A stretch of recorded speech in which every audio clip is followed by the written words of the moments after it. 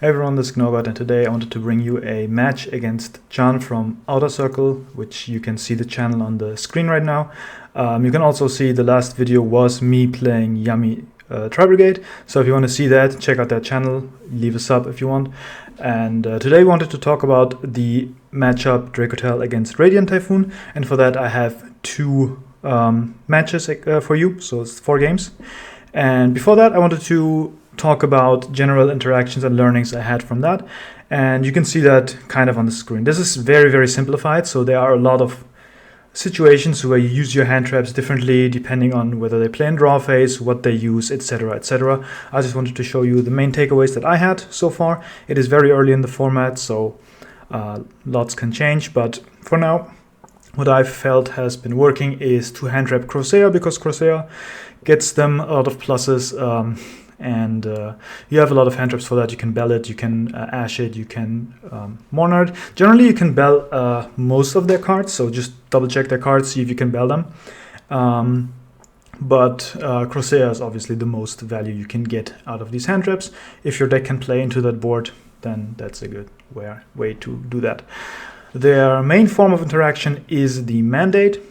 That is a soft once per turn negate with the MST, and the best way to remove it is to actually banish it, so SP and Philia Regis. You can also, if you want to just play, you can pop it with Urgula, but be aware that the Radiant Typhoon Link 2 monster can reset the mandate, and since it's soft once per turn, that means that if they use it, you pop it, they reset it, you help them out here. So only pop it with Urgula if you have a way to already remove this before. For example, if you fuse Urgula and Pan, you can use Urgula to pop this and Pan to pop this, and then you're Gucci. And that is generally a good target to remove here. If you, with Urgula, cannot remove the link, then just don't bother with the mandate. Just go ahead and pop an MST instead. Little Knight is also nice because it removes one of the back row and then it's on the field for you to dodge things. Then another thing I've learned is they actually have a hard time getting over untargetable monsters. So if you have a big monster like Albion or Dogma, generally their removal is hard to get over it, and you have to be aware though, they might play the new K9X Ripper M because this is a wind monster and it is rank 9, so they can make it. But most importantly, they have the Great Fly in the extra deck sometimes, because this gives their whole board a boost of 500, which means that plus the Phonics can crash into a Dogma that is boosted, or with the mandate this can just even run over it, because this mandate also gives another 300 attack boost. But generally, if you want to survive, these cards can help you out with that, but don't count on this just carrying you through the game. They have outs to it with these. Then another thing I've learned is that banishing the big monsters is very nice for the grind game. Of course, you have to get into the game, so this is a consideration for later once you started playing, but if you manage to banish one of these two, that will put you up ahead in the grind game a lot. And Philia Regis can do that, SP Little Knight can do that, and Mirror Jade can do that as well. So that's just a quick overview. Let's hop into the first game. So for the first replay, we are going second here, and we have the Purulia, which is such a good card in this matchup. But if you look at their hand, it actually doesn't matter because they can't play. So it's actually good that we just drop the Purulia here. I do drop it on draw phase here, but actually it's probably smarter to just do it in standby phase in case they want to play in draw phase, like activate a quick play, summon, and so on and so forth. But since they are turn player, they should do that at the start of the draw phase anyway. So yeah, just make them get out of the draw phase and can do it in standby phase. But they're just going to set here and they're going to pass, because what else can they do? The thing is here that the plan is to survive, and if they activate one of these quick spells, they can summon the Crossair from hand, add some cards for follow-up, and then Crossair is also hard to out if I don't have spells and traps. So that's the plan here. And we are going to start our turn, drawing an Ash Blossom, which is very nice here, because we can already play. We have 2 ways to fuse, which is generally what you want, at least. And we are going to start with the Lucias, trying to get a 5 mana, and because we don't know what's in their hand. So we're going to activate the Droplet, and that is going to negate the Lucias, just hoping I don't have another way to play here. And then the Crossair triggers in hand to summon itself and grab the follow-up. We have the Ash though that we top decked, so we just Ash that, and we shut off the Corsair line here, and from here on out we can just clean up the board. So no grind game here, but generally what I felt in this matchup is you try to deny the Corsair just so that they don't overwhelm you with their card advantage. Because once they have set up their whole grave and all, it's very, very hard for you, whereas you as Dracotail always need to keep hand size up. I go for a Rahu here, and you see I use 2 cards from my hand and 1 from my deck because they use the droplet, and I don't expect an imperm here, and they don't have hand traps in hand because they don't have a hand. So I felt I could just go greedy, trigger a lot of effects by using 2 monsters from hand. I go into an Athalion, target, and I'm going to activate the grave effects. And that's gonna set me my traps, and Kitu, pop one of their cards, which is the Mandate, and I add back the Ash Blossom in case there is a Fallen the Virtuous into top deck Corsair into another Fallen Virtuous for the Corsair, so I can stop that Corsair as well. Here I go for Kitu, I grab the Pan, and if I had Philia Regis in my deck, which I don't at this point, I could make Philia Regis here, and that can also take care of a lot of things, which I showed you earlier, is very, very good. But here I'm just going to go for a Gulamel, and I'm going to trigger Pan, and I'm going to ask for a response. There is none. Gulamel target the back row to get that out as well, and they're going to chain it, targeting at the Athalion, sending their Albion. This goes, I get the Horn, and that triggers my Pan because my fusion monster got destroyed. So I can get back my Lucius just as fusion material, and Urgula is going to add me back my other Lucius. And now we just are so ahead in this matchup that even like they top deck the Fallen the Virtues, but we have an Ash, this is pretty much checkmate. Like there's no way for them to go into the grind game, even if they top deck a Corsair. And they top deck the Varro Ruin, which is just, yeah, the icing on the cake. We go game 2. This match was just trying to show that Purulia is very good, even though this time they bricked, and hand trapping the Corsair is very, very important as well. Because even though they bricked, it was hard for me to kill them. Maybe there was like an elaborate kill line, I just went for the safe one because I was so ahead in grind game. But yeah, stopping the Corsair just makes things so much easier. So we go second again. We have the Droll, which is nice, even though if they can play in draw phase, they get some cards, they can still set up something. But yeah, we have Droll, we have 5 mana, we have Pan. This is a very strong hand. So they're going in draw phase to play around Droll, chant at Eldam, and Vision, draw to discard one of the MSTs. Then they go to main, special the Eldam. Eldam grabs them Megala, and this is where I Droll them. And here they summon another Eldam, and they are gonna make a Melody. So this is where I learned that they are on Fiendsmith, and Caesar is extremely good against Dracotail. So here at this point I need to get rid of the Djinn, so I go into Athalion, I set some cards, Pan pops the Djinn, and Athalion grabs me back my cards. And I obviously set the Rahu because this is an MST deck, so I just force the MST on the Rahu, and I don't want to set Kitu here because they MST my Kitu and then it's gone. They are summoning the Megala. They ask if this is the Flame, I say yes, and they go MST it. That triggers the Megala to summon the Phonix, and they're going to link these two off into Varroon, which can grab back the MST from the grave, so it plays around Droll, then they're setting it. And that is that. So my turn. I have the Frixel, and I'm gonna start right away with the Rahu because I know there's an MST here and they didn't activate it yet. So before I do anything else and they just MST the Rahu, then I just go ahead and get it out of the way. But they didn't MST it and draw a standby, so I pretty much knew there was something up, and they had the Ash Blossom, so they didn't use the MST. So instead I'm gonna go Lucius to grab an Urgula to try and pick apart the back row. And here is where I wanted to go SP, but then I thought I was locked on the Rahu and didn't. But I was actually, this was negated, so I was locked. But I just go and play with 5 mana here then. So we are going and looking at our extra deck a lot here. Yeah, so we are going into a big Athalion, and we are using our grave effects here.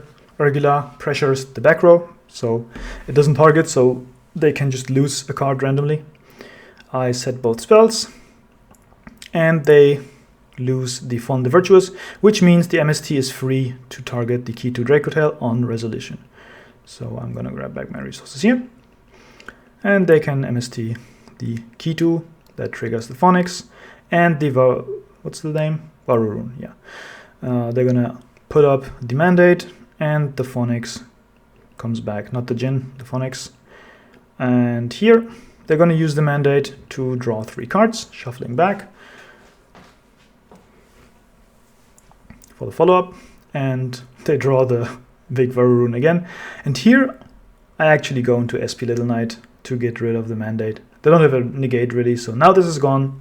Now we're very happy about that. We can't kill them here, but it's fine. We go Arthalion into run into the Phonics just to crash, and then we run over the Varurun here.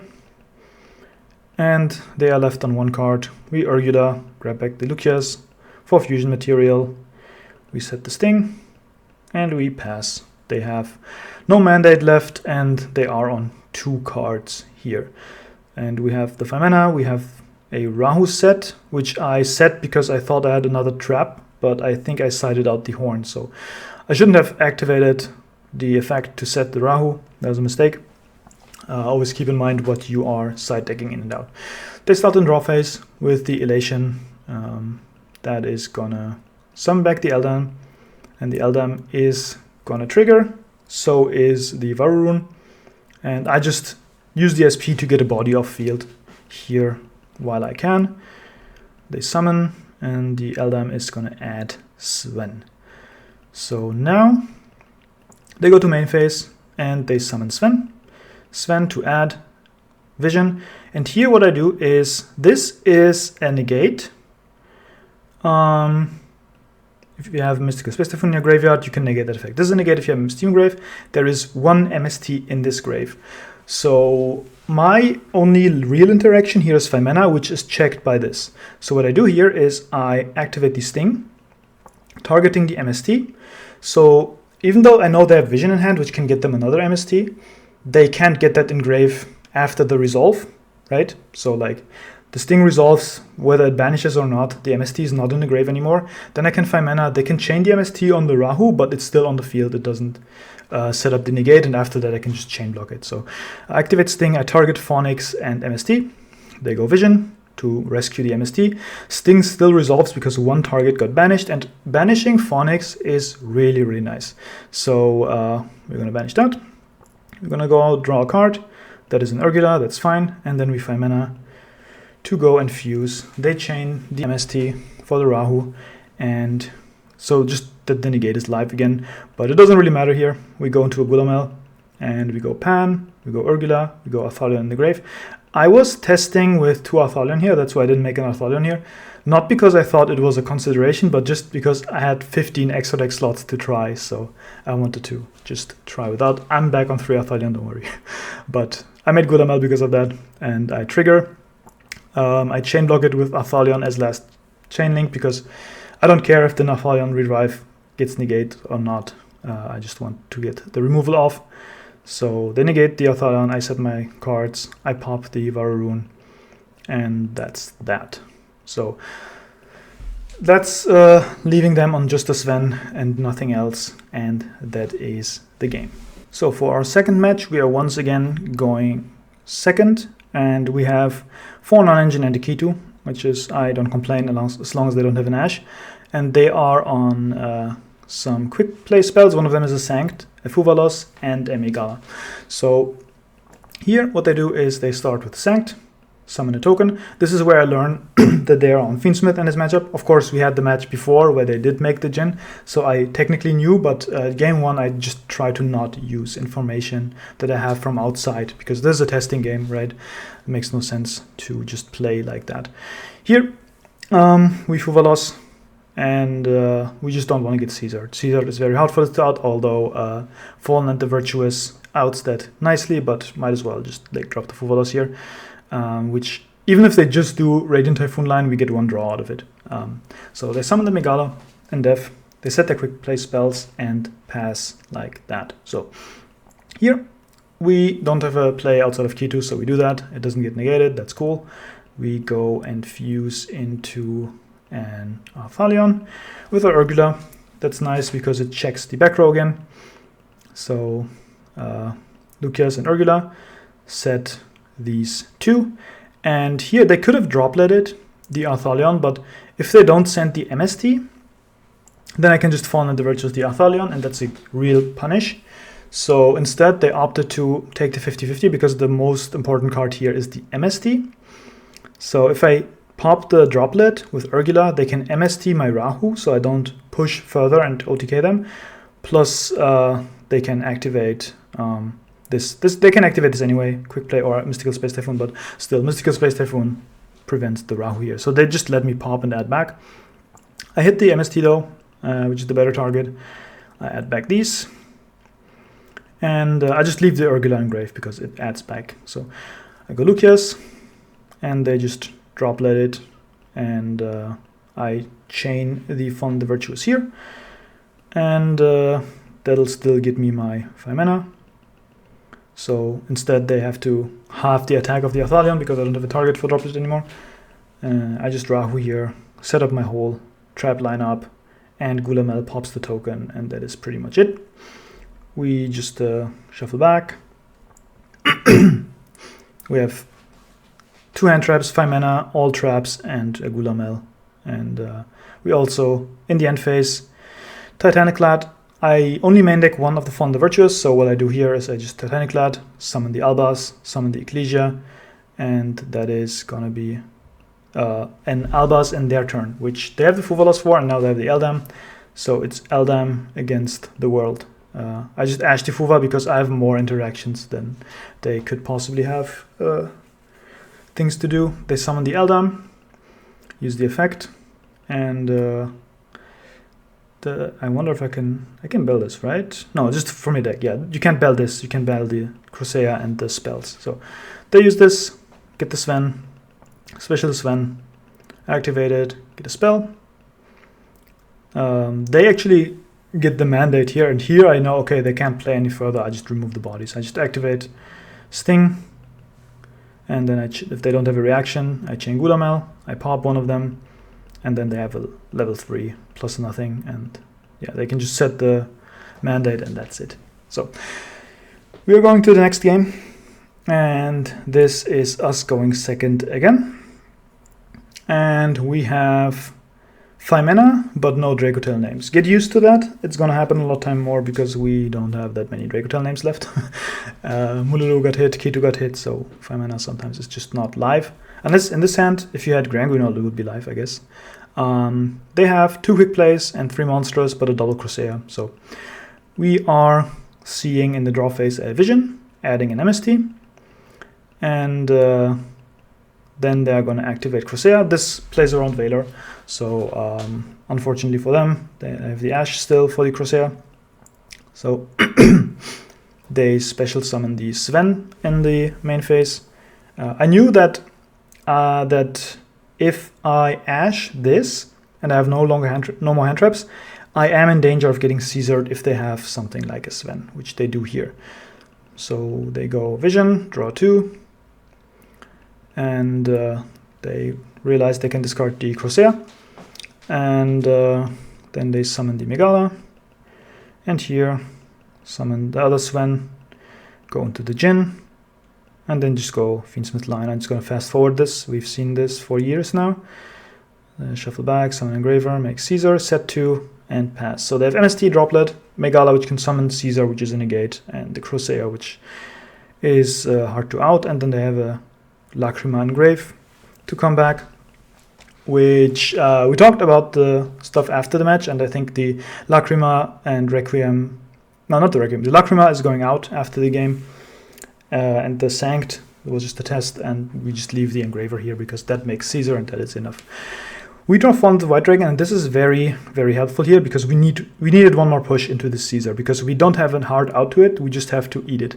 So here, this hand kind of is already dictated how to play it because we could summon Albaz, but we have the Ecclesia in hand, so this cannot summon it, right? So we just start by summoning the Ecclesia, activate the effect, try to see if they activate the Caesar to negate it. They don't, they let it through, which is smart because this Albaz can also be Caesar, but it minuses me 1 card. So I have to do it here, even though I hoped that they would negate the Ecclesia, but not activating the Albaz here the horn doesn't do anything anyway. Let's force an interaction. So they don't Caesar, they just chain the droplet here, which is smart because the droplet is only good if I can fuse, and whatever fuses, Caesar checks. But if I get to fuse somehow still through the Caesar, then it's gone anyway, right? Droplet doesn't help anymore. So dropletting this here makes sense, and that's gonna then not trigger the Megala. But I'm going to use the Font of White Dragon effect in hand, send for cost, and they negate that. So this is going to grave. Then, since an Albaz is on the field and in the grave, I can special summon Cartesia. And here, I do a minor misplay. I just activate 5 mana. I could fuse with Cartesia or with 5 mana. The thing is, if I fuse with Cartesia, they negate, I can chain 5 mana. If I activate 5 mana, they negate, then I still have the option to synchro, was my thought, but I think just like keeping the 5 mana in hand is smarter. But here I activate 5 mana. They think, okay, I'll just let this through because there's no, like if I negate this, I don't have an interrupt anyway, so the Cartesia can just fuse, so it doesn't matter. So I fuse these two for Albion the Sanctifier. Now I am down on cards a lot here. So what I opted for was just making the Sanctifier because they are also, like we are in a simplified game state. And this can run over the Caesar. We are getting resources back in the end phase, and this is untargetable, which is very good against Radiant Typhoon. So we're going battle phase, attacking the Caesar, and the plan is just to survive and hope that come my next turn, the resources that I get back are enough to win the game. They summon back the Requiem in end phase, which is actually very good for me, because here I just grab back the Ecclesia, I grab back the Cartesia, and actually setting the Font of Virtues here was a mistake. I should have added it, then popped the Megala, so they can't MST this. And I knew there was an MST here, right? So yeah, so I should have added it, and that would have made the game much, much easier for me. But here they get a Crossair off, and that is actually very scary for us, because now they have all the resources in the world, while we have to survive on the Sanctifier here. So, in the draw phase, I ask them if they want to do anything. They go Vision, draw 2, discard 1, and you see the funny card here. And here we go Albion in the draw phase. Because I know their removal against untargetable things is rare, so what I want to do is I want to protect this Albion from being run over in battle, and then I survive, and then I try to win on my turn. They have Megala effect to summon, and I give them so it's like chaining 1 Megala, chaining 2 Albion. I give them the Font of White Dragon, and I give myself an Albaz. They get the Phonix, and that's actually nice for me because this is the scariest target. So here I just fuse with the Requiem, gives me an easy Mirror Jade. I could have also like fused with it. I think I was on Lubellion in this particular game, which I don't anymore. But I could also made Dragon Devouring the Dogma here. So because this is a dark, and then they have effect monsters on the field. But here Mirror Jade is nice. I just go for that. And main phase, they start with Fissure, and this is my last moment to Mirror Jade because Mirror Jade sends for cost. So here we go. We send Albalinados, so that we have follow-up play, and we get rid of the Phonix, because I know this is the one monster that easily runs over this, either by crashing or with a mandate boost, 3300 runs over the Sanctifier. So banish that, and now I'm out of interruptions. I just hope they can't beat me through the Sanctifier, and then the Mirror Jade would nuke the board. So they grab the Sven, and we just let them play here, grab Chant, and go into the link, grab MST, and that moves the Mirror Jade here, which is the best way to out it because now it doesn't nuke. And here they're going to MST their own Fissure. The reasoning for that is that they didn't see the line immediately to out the Albion, so they know, okay, I'm going into a grind game here, so I can't have all my bodies go to the grave. So they just out the Fissure to trigger the MST. And then the Varurun triggers here to set up the mandate, which then draws them a card. So they're trying to just go into a grind game with many, many more resources than I have. Go chant, add, and special Megala.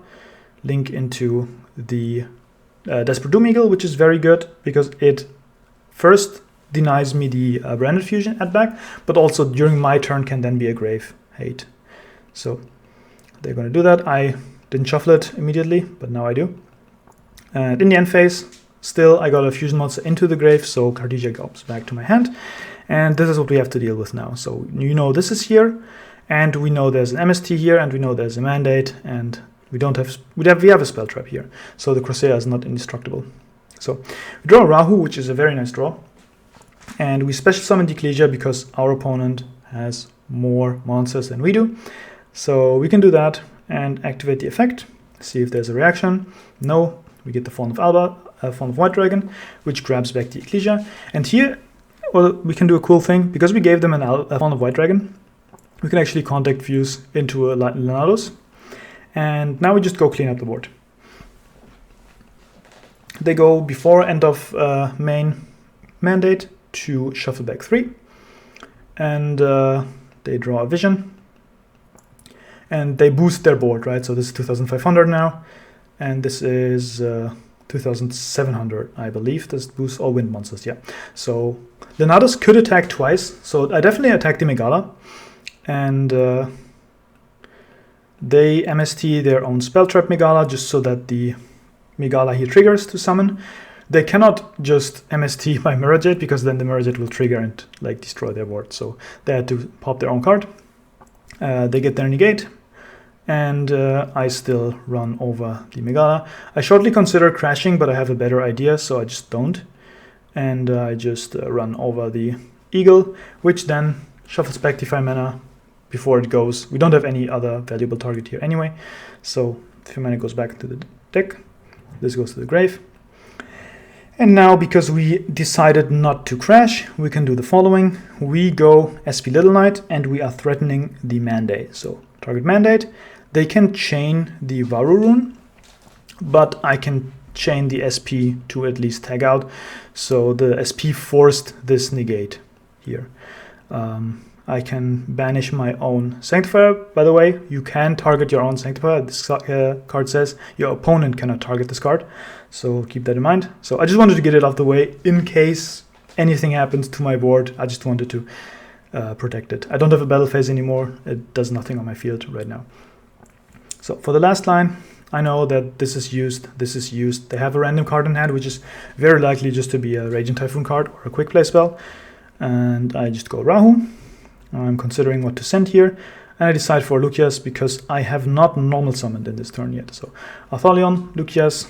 Lucius sets me a Kitu, comes back to my hand, activate Lucius, grab a 5 mana that was shuffled back, Kitu, grab Arguda.